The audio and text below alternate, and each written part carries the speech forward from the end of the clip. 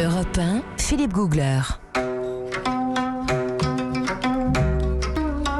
Nous sommes en Corée du Sud, avec maintenant Didier Ferrat du guide Lonely Planet, qui nous a amené des instruments.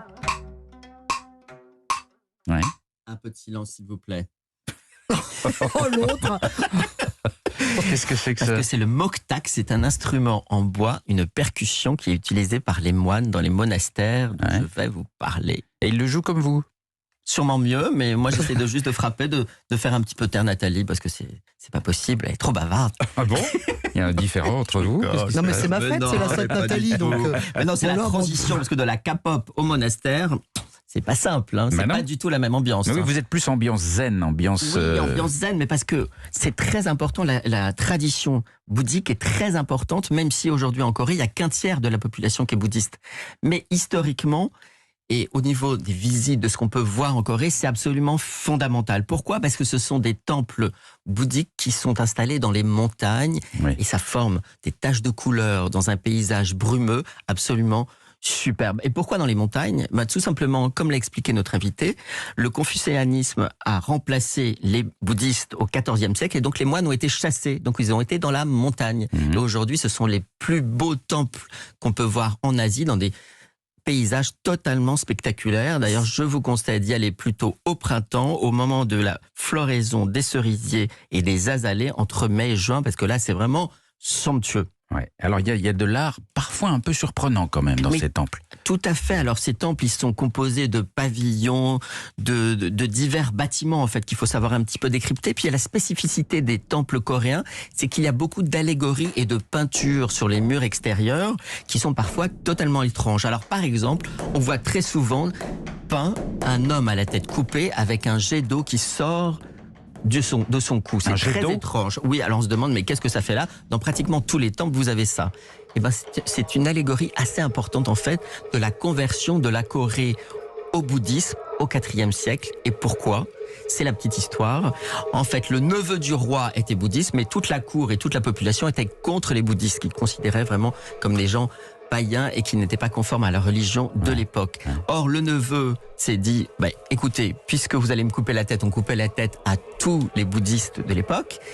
Quand mon sang jaillira, vous verrez, ça ne sera pas du rouge, mais ça sera du blanc qui jaillira, et ça sera la preuve que Bouddha existe. Ça n'a pas loupé, on lui a coupé la tête, hop, le jet blanc, et là, tout le royaume s'est converti au bouddhisme. Ah. Et oui, c'est ce qu'on peut voir sur les murs de ces monastères. Et qu'est-ce que c'était ce blanc? On a su?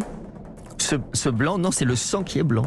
C'est le D'accord. sang qui est blanc, non, et non C'était pas un rouge. Et il y a une miracle. pluie de fleurs qui est tombée en même temps. Ah, Incroyable, non ? d'accord.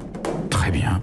Ah oui, c'est drôle cette histoire. Mais oui, et il y a alors- plein d'allégories comme ça sur les murs des monastères. Mais ces monastères, on peut y dormir.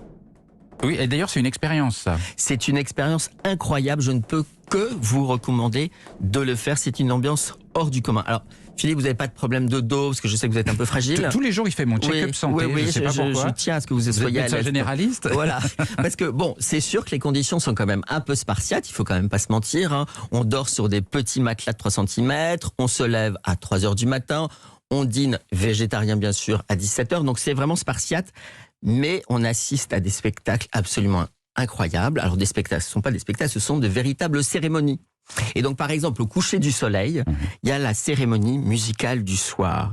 Vous imaginez, dans un paysage somptueux, comme je vous l'ai dit, il y a 4-5 moines drapés d'un tissu orange qui semblent venir de absolument nulle part.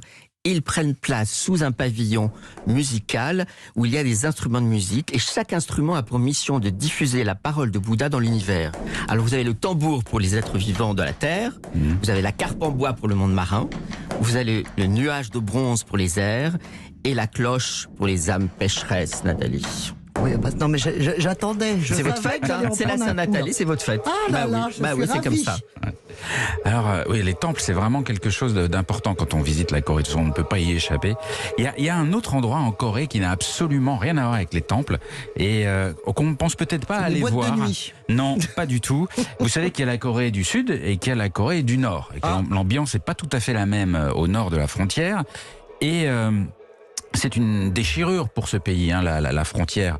C'est un pays qui a été divisé en deux. Il y a des familles entières qui ont été séparées, et c'est toujours une blessure profonde. Et la frontière entre les deux s'appelle la DMZ. C'est la zone démilitarisée. Et en fait, c'est une des zones les plus militarisées au monde. Ouais. C'est un espace, un no man's land assez flippant, mais que beaucoup de Coréens connaissent parce qu'ils vont visiter cet endroit, ils vont le voir, ils vont s'y recueillir, souvent en pensant aux leurs qui sont restés de l'autre côté et dont ils n'ont pas de nouvelles depuis des décennies. C'est une histoire incroyable. Et ils vont sur les hauteurs de la DMZ, et là-haut, il y a des miradors, des longues vues, et on essaie de voir. Alors c'est très symbolique, parce qu'évidemment, on voit pas très très loin, mais quand même, on aperçoit la Corée du Nord, et il y a plein de gens qui vont là-bas regarder. Et la DMZ se visite. On visite aussi les tunnels que les Coréens du Nord ont creusés sous la DMZ pour essayer d'envoyer des soldats en Corée du Sud. Et bon, ça n'a pas marché, mais ces tunnels se visitent aussi. Et si on veut comprendre l'histoire de la Corée et l'histoire de ce mur qui est une des dernières traces de la guerre froide, la dernière trace physique, eh bien c'est un moment assez saisissant. Il y avait d'autres choses que vous vouliez nous raconter? Oui, il y a plein de choses, parce que les Coréens, du coup, ils ne sont pas toujours aussi zen que dans les monastères. Ils ont besoin aussi d'oublier cette histoire. Donc, des fois, ils se défoulent. Ils se défoulent lors de certains festivals. Alors, je pense au festival le plus connu en Corée, c'est la fête de la boue. Vous imaginez? Alors, au départ, ça part d'un bon sentiment. Hein. Dans les années 80, on décide de faire un festival autour des vertus thérapeutiques de la boue. Mais ça a totalement dégénéré. Aujourd'hui, c'est plus d'1 million de Coréens et parfois d'étrangers qui viennent et qui se rendent dans ce lieu. C'est une plage au sud de Séoul. Et pendant plusieurs jours, on fait la fête dans la boue. Il y a des toboggans qui vous poussent dans la boue. On se jette de la boue, on danse. Mais à tous les âges, il y a tous les âges. Il y a de la techno, il y a des rave parties. Ça dure 3 jours de folie, de dingue. Ça vous plairait, ça, Nathalie? Il y a tous les âges et c'est une fête de techno. Je suis pas sûr que moi je vais y aller avec ma mère, par exemple. Non, c'est peut-être pas une bonne idée.